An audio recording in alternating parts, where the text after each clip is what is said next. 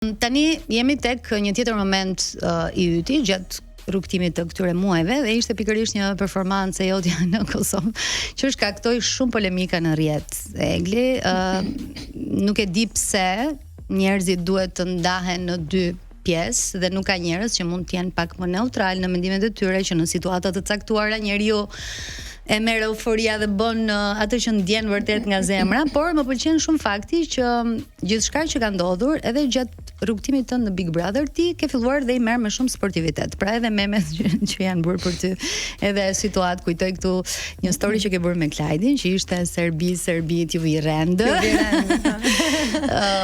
E ke përjetuar pak besoj atë situatë, por rrugës pastaj mëson çfarë? Shiko, e kam përjetuar Jonida vetëm për faktin se si çdo gjë tjetër, me thënë të vërtetën, I vjen bishta nga mbrapa dhe tjetërsohet historia. Kupton se normalisht lajmi shet, titulli aty në lajm shet, ti nuk e di fare se si e ka ardhur situata deri në atë pikë. Unë nuk kam qenë iniciatorja e të bërtiturit kundër Serbisë, edhe pse mund edhe pse mos isha, funditës se nuk e di pse ju dhem kaq shumë shqiptarëve, domethënë se për herë të 250 u tha edhe një herë tjetër. Kjo gjëja që ka nuk e di sa vite që thuhet. Nuk e di pse këtë radhë pickoi kaq fort, pse e morën kaq personale. A I kanë rregulluar marrëdhëniet me serbën, nuk e di, nuk e di. Nëse